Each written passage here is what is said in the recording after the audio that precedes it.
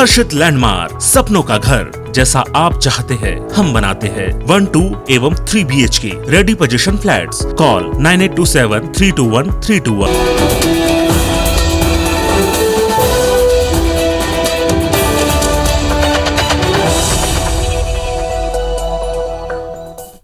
नमस्कार, आप देख रहे हैं IBC 24। मैं हूं आपके साथ विजय कुमार पंड्या। रात 10 बजे के इस बुलेटिन में आप सभी का स्वागत और खबर की शुरुआत छत्तीसगढ़ से।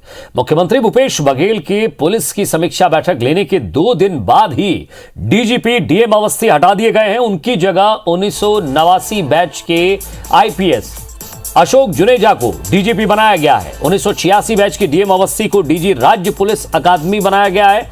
नए DGP अशोक जुनेजा ने शाम को ही मुख्यमंत्री भूपेश बघेल से मुलाकात की। मुख्यमंत्री भूपेश बघेल ने कहा कि DM, SP और DGP जैसे अफसरों के तबादले कोई सजा नहीं है। आपको बता दें कि नए DGP अशोक जुनेजा 89 बैच के IPS हैं। प्रदेश में उनकी पहली पोस्टिंग रायगढ़ में एडिशनल SP के तौर पर रही। इसके बाद वे बिलासपुर में SP भी रहे।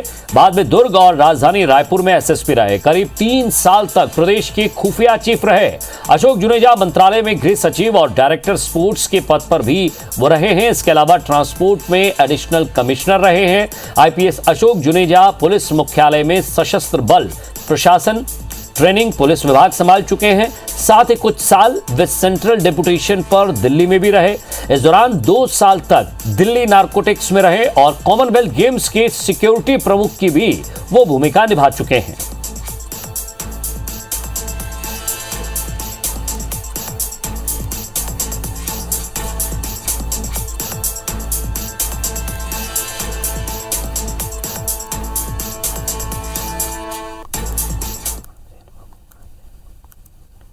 अभी इन लोगों के पास कुछ रहा नहीं। यदि किसी की ट्रांसफर करना कोई पनिशमेंट तो है नहीं। यदि एक कलेक्टर का ट्रांसफर करना है कि कमिश्नर का ट्रांसफर करना है, IG का DG का ट्रांसफर करना है तो कोई पनिशमेंट थोड़ी है, प्रशासनिक व्यवस्था है। झीरम घाटी हमला प्रदेश के इतिहास की वो घटना है जिससे कांग्रेस पार्टी को इतिहास की सबसे बड़ी क्षति हुई। विधानसभा चुनाव के 6 महीने पहले हुई घटना ने कांग्रेस को हिलाकर रख दिया और सबसे बड़ा सवाल रहा कि हमला क्या सिर्फ नक्सली अटैक था या किसी बड़े षड्यंत्र का हिस्सा। पिछले दिनों इसकी जांच कर रहे आयोग का कार्यकाल खत्म होने के बाद उसकी रिपोर्ट राज्यपाल को सौंपी गई, जिस पर बहस के बीच राज्य सरकार ने आयोग में नियुक्ति करते हुए जांच के लिए कुछ नए बिंदु इसमें जोड़ दिए हैं। इन 2 तस्वीरों से ये साफ है कि झीरम घाटी में हुए नक्सल हमले को लेकर जारी सियासी लड़ाई फिलहाल खत्म नहीं होने वाली।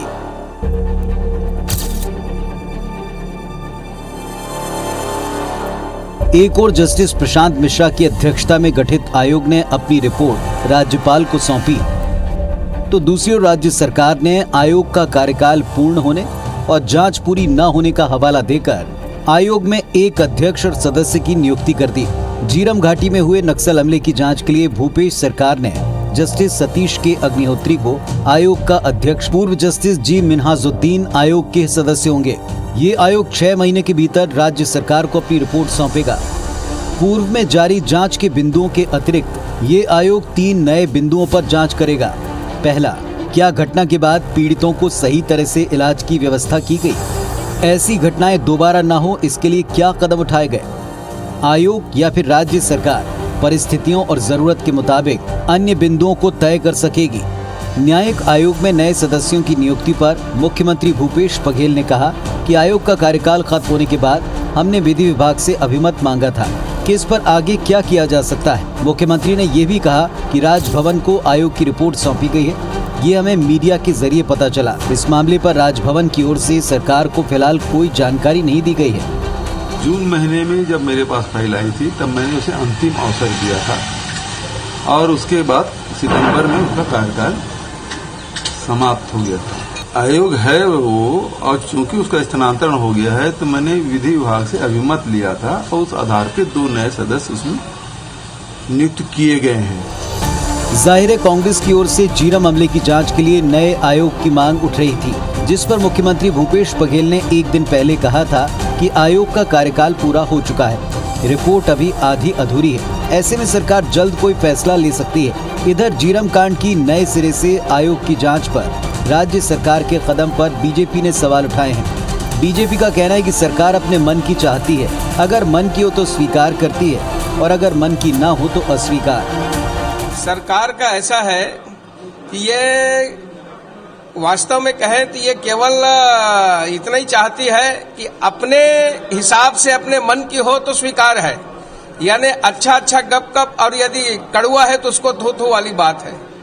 ये कुल मिलाकर के सब जानते हैं कि झीरम में क्या हुआ है। झीरम कांड छत्तीसगढ़ की सियासत का सबसे अहम मोड़ रहा है। जाहिर से जुड़ी हर एक बात में सियासत शुरू हो जाती है। अब सवाल ये उठता है कि पहले सौंपी गई आयोग की रिपोर्ट में आखिर है क्या और उसका क्या होगा। उससे भी अहम सवाल ये, क्या कभी वो रिपोर्ट सार्वजनिक होगी। सौरभ सिंह परिहार, IBC 24, रायपुर। राजस्थान में कांग्रेस सरकार के मंत्रिमंडल में फेरबदल के संकेत मिले हैं और इस पर मुख्यमंत्री भूपेश बघेल ने कहा है कि सभी प्रदेशों की परिस्थितियां अलग अलग होती हैं, इसे छत्तीसगढ़ से जोड़कर देखना उचित नहीं होगा। उन्होंने कहा कि वहां की परिस्थिति के हिसाब से निर्णय लेंगे, हमारे यहां जो परिस्थितियां हैं उस आधार पर निर्णय होगा। मुख्यमंत्री ने भाजपा पर हमला करते हुए कहा कि भाजपा की बी टीम अलग अलग जगह पर है। जहां कांग्रेस और बीजेपी की सीधी टक्कर होती है वहां बी टीम दिखाई देती है। वहीं सहकारिता समितियों के अनिश्चितकालीन हड़ताल पर मुख्यमंत्री भूपेश बघेल ने कहा कि सहकारी समितियों की मांगों पर जल्द निर्णय लिया जाएगा। सरगुजा के बतौली तहसील के प्रस्तावित कुंदरगढ़ एल्यूमिना प्राइवेट लिमिटेड को अनुमति नहीं दिए जाने के संबंध में मंत्री अमरजीत भगत और कांग्रेस विधायक डॉक्टर प्रीतम के पत्र पर सीएम ने कहा, यह प्रशासनिक व्यवस्था है, इसे देखा जाएगा।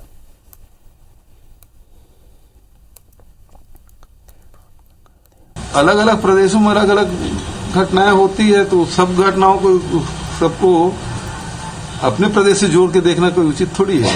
वहां जो परिस्थिति है उसके हिसाब से निर्णय लेंगे। हमारे यहाँ जो परिस्थिति होगी उस हिसाब से यहाँ निर्णय होगा।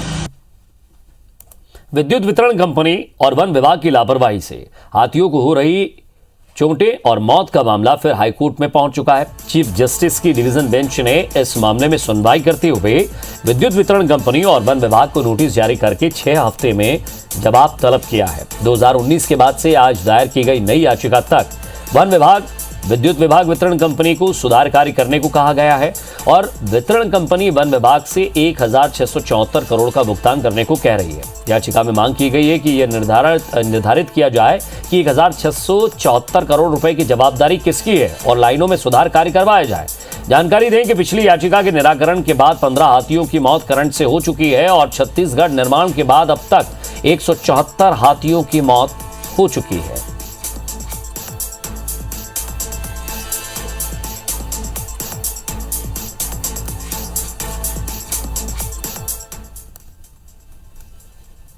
राजनांदगांव के थाना बोर तालाव के बूढ़ान छापर गांव के एक जंगल से आईटीबीपी, डीआरजी, सीएफ बल की संयुक्त टीम ने नक्सलियों के छिपाए गए कई हथियार बरामद किए हैं। विशेष अभियान के तहत सर्चिंग के दौरान सुरक्षा बलों की टीम ने हथियार, मेडिसिन, नक्सल साहित्य, banner, solar plate, cable wire, electric switch, battery, torch, लोहे का प्लेट, ड्रिल मशीन और कई कलपुर्जे और दैनिक उपयोगी सामान बरामद किया है।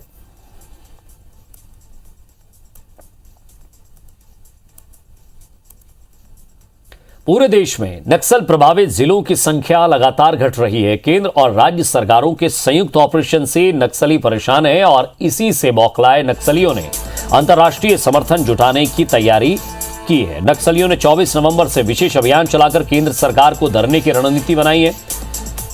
नई रणनीति में वे अब सरकार के विरोधियों के सुर में सुर मिलाने की तैयारी कर रहे हैं। केंद्र सरकार के खिलाफ हो रहे कई विरोध प्रदर्शन की आड़ में नक्सली अपने लिए भी समर्थन जुटाने की स्ट्रेटजी बना रहे हैं। माओवादियों के केंद्रीय कमेटी के प्रवक्ता अभय ने पत्र जारी करके ऐलान किया है कि 24 नवंबर से अंतर्राष्ट्रीय स्तर पर माओवाद के प्रमुख नेता कई देशों में सक्रिय होंगे। इटली में कुछ सालों पहले भी अंतर्राष्ट्रीय भाईचारा कमेटी गठित की गई थी। माओवादियों ने इस पत्र में साफ किया है कि केंद्र सरकार की दमन नीति को अंतर्राष्ट्रीय स्तर पर उजागर किया जाएगा, जिसमें फांसीवादी विरोधी संगठन भी शामिल होंगे। आशंका है कि आतंकी संगठनों में भी नक्सल समर्थन जुटाने की कोशिश कर सकते हैं, जिससे निपटना सरकार के लिए चुनौती साबित हो सकता है।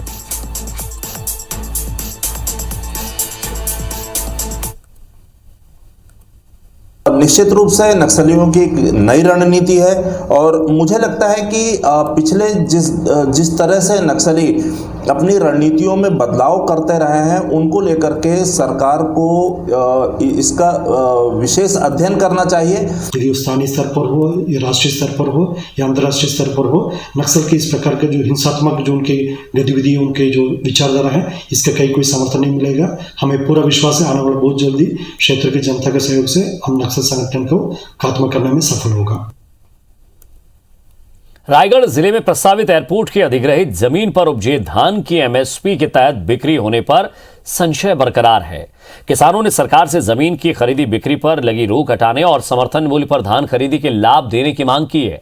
दरअसल रायगढ़ जिले के पुसौर ब्लॉक की कूढ़ा तराई एयर स्ट्रिप को एयरपोर्ट के रूप में विकसित करने की योजना थी। योजना के तहत साल 2012 में 4 गांव की 229 हेक्टेयर जमीन को एयरपोर्ट के लिए संरक्षित करते हुए जमीन की खरीदी बिक्री पर रोक लगा दी गई थी, लेकिन सरकार बदलने के साथ योजना ठंडे बस्ते में चली गई।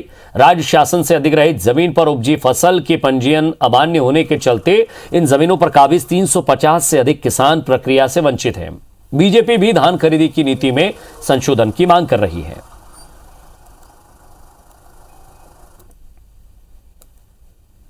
नहीं, उनकी जमीनें अगर वैसा कोई जो भी सरकार के नियम वगैरह हैं तो उसमें अगर ऐसा कोई प्रावधान है तो जरूर उनकी जमीनें वापस भी होनी चाहिए ताकि वो उस जमीन में अपने खेती किसानी स्वच्छंद रूप से कर सकें और उनको जो भी उनका वाजिब हक है वो वाजिब हक मिलना चाहिए। नहीं, जो डूब एरिया है तो उसका तो मुआवजा मिल चुका है, इसलिए उसमें बिकने का सवाल ही नहीं होता। पंजीयन भी नहीं हो सकता ऐसे जमीन का जिसमें डूब एरिया है, जिसका अधिग्रहण हो चुका है उस जमीन का, जैसे कि इधर फैक्ट्री एरिया है उधर कभी ऐसे में एरिया में धान नहीं बेच सकते। एक नजर बिग न्यूज पर। मधुकुंज अगरबत्ती प्रेजेंट्स बिग न्यूज। अगरबत्ती हो तो मधुकुंज।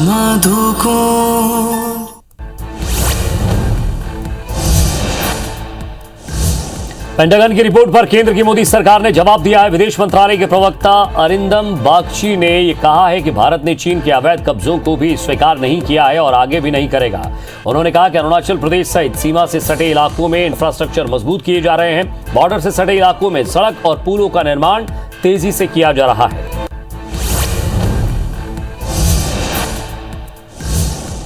करतारपुर गलियारा खुलने को लेकर भारत सरकार ने साफ कर दिया है कि अभी रास्ता फिलहाल नहीं खुलेगा। विदेश मंत्रालय के प्रवक्ता अरिंदम बागची ने कहा है कि करतारपुर गलियारे पर आवाजाही को कोरोना संकट के चलते मार्च 2020 में बंद कर दिया गया था। तब से ही दोनों देशों के बीच आवाजाही बागा अटारी सीमा चौक पॉइंट से हो रही है, लिहाजा मौजूदा स्थिति अभी यही है।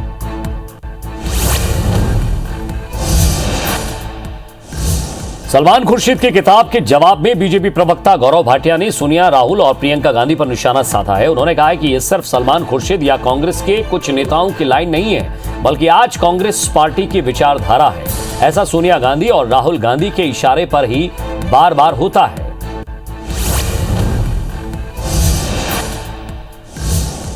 पंजाब विधानसभा में केंद्र सरकार के खिलाफ बीएसएफ के अधिकार क्षेत्र को 15 किलोमीटर से बढ़ाकर 50 किलोमीटर किए जाने के मामले में सर्वसम्मति से सभी पार्टियों ने मिलकर निंदा प्रस्ताव पारित किया। वहीं पंजाब के पूर्व सीएम कैप्टन अमरिंदर सिंह केंद्र सरकार का समर्थन करते हुए उन्होंने कहा कि राष्ट्रीय सुरक्षा के मुद्दे पर राजनीति नहीं करनी चाहिए।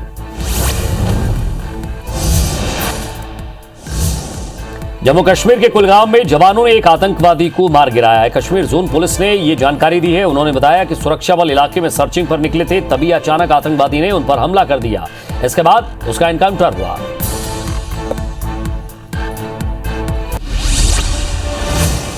कुछ और खबरें देखते हैं। छत्तीसगढ़ की राजधानी रायपुर में पंडित जवाहरलाल नेहरू राष्ट्रीय शिक्षा समागम का आयोजन किया जा रहा है। छत्तीसगढ़ की स्कूल शिक्षा के इतिहास में पहली बार इतना बड़ा आयोजन होने जा रहा है।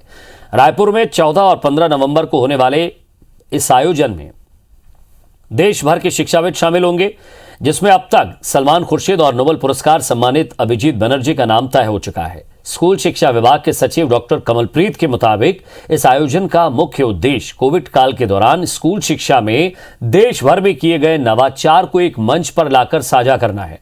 इस समागम में छत्तीसगढ़ शासन की ओर से स्कूल शिक्षा के लिए किए गए प्रयास जैसे आत्मानंद स्कूल योजना और पढ़ाई तो हर द्वार योजना का प्रेजेंटेशन दिया जाएगा।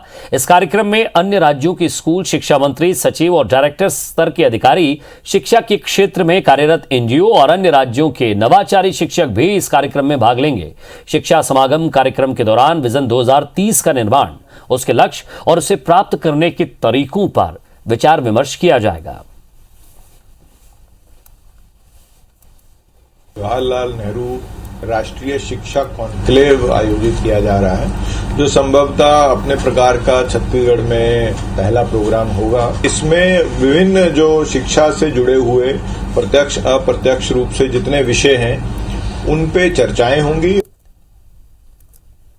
नवगठित गौरेला पेंड्रा मरवाई जिले में ज्यादातर शासकीय कार्यालय प्रभारवाद के सहारे संचालित हो रहे हैं। यहां करीब 1 दर्जन विभाग के प्रमुखों का काम प्रभारी अधिकारियों से संचालित किया जा रहा है। यहां पशु चिकित्सा विभाग के अधिकारियों को जनपद पंचायतों का सीईओ बनाया गया। गौरेला में सीईओ और डॉक्टर संजय शर्मा और मरवाई में जनपद पंचायत सीईओ को डॉक्टर राहुल गौतम को बनाया गया है। दोनों ही पशु चिकित्सा विभाग में पदस्थ हैं। ऐसे ही डीओ मनोज राय को फिजिकल कॉलेज का प्राचार्य प्रभारी बनाया गया है। मरवाई डीएफओ संजय त्रिपाठी प्रभार में हैं, जो मरवाई के वन विभाग के एसडीओ हैं, और मरवाई रेंज में डिप्टी रेंजर दरोगा सिंह मरावी पिछले 2 सालों से रेंजर के प्रभार में हैं, जबकि उन पर कोविड काल में घोटाले किए जाने की शिकायतें हुई हैं। कुल मिलाकर आधे से अधिक जिला कार्यालय प्रभारी अधिकारियों के बलबूते संचालित हो रहे हैं, जिसे लेकर पूर्व विधायक ने कई सवाल उठाए हैं। ये पूरे प्रदेश में ऐसा ही हो रहा है। जनपदों में प्रशासनिक अधिकारियों को बैठना चाहिए, वहां जो जानवरों के इलाज के डॉक्टर हैं उनको बैठा देते हैं। सरकार के पास क्या कोई सोच ही नहीं है। जनपद क्या जो जानवरों का, गाय भैंस का, जो बकरियों का इलाज करते हैं, वो लोग क्या अब जनपद संभालेंगे? महासमुंद जिले के बागबहारा ब्लॉक में रसोईया संघ ने स्कूल में मिड डे मील देना बंद कर दिया है। रसोईया संघ ने 10 महीने से वेतन नहीं मिलने के कारण यह फैसला लिया है, जिससे बागबहारा ब्लॉक में 12,000 बच्चों को मिड डे मील नहीं मिल पा रहा है। संघ का कहना है कि सोमवार तक वेतन नहीं मिला तो ब्लॉक ही नहीं, जिले के सभी स्कूलों में मध्याह्न भोजन बंद हो जाएगा। महासमुंद जिले में 3018 रसोईया कार्यरत हैं, जिन्हें 10 महीने से वेतन नहीं मिल रहा है। बागबहारा ब्लॉक में 600 रसोइयों ने स्कूलों के मध्याह्न भोजन कक्ष में ताला जड़ दिया है। रसोइयों का कहना है कि पहले ही उनका वेतन सिर्फ 1200 रुपये है, वो भी उनको 10 महीने से नहीं मिला है। टीचर भी भोजन बंद होने की बात को मानते हुए उच्च अधिकारियों को जानकारी देने की बात कह रहे हैं। वहीं ब्लॉक शिक्षा अधिकारी का कहना है कि वेतन ऑनलाइन प्रक्रिया में है।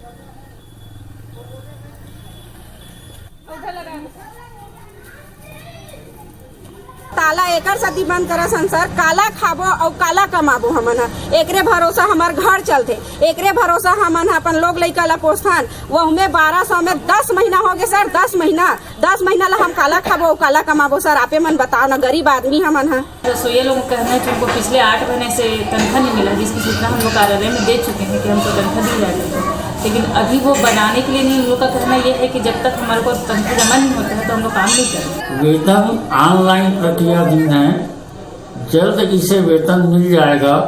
इन्हें समझाइश देकर मध्याह्न भोजन चालू करने का प्रयास किया जा रहा है।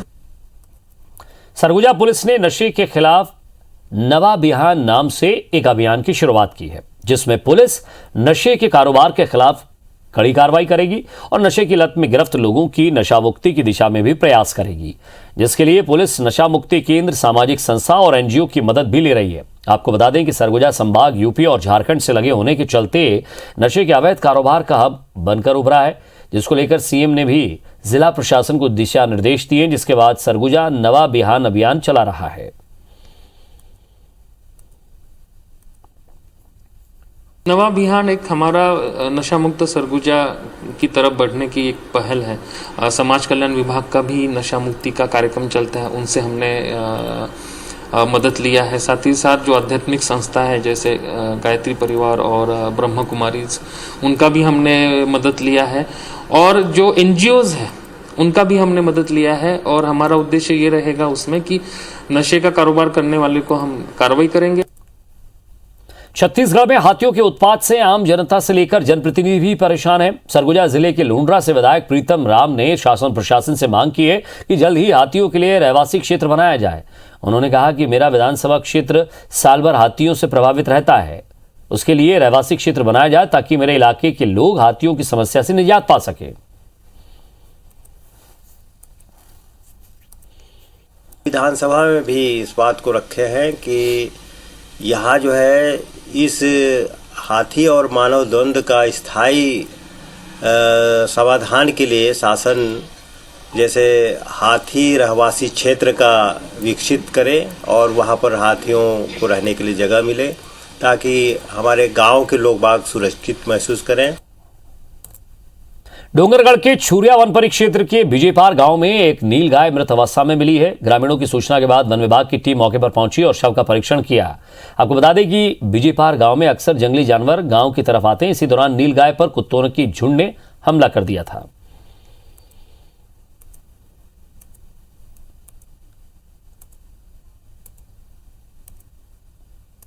इसी के साथ फिलहाल इस बुलेटिन में इतना ही। नमस्कार।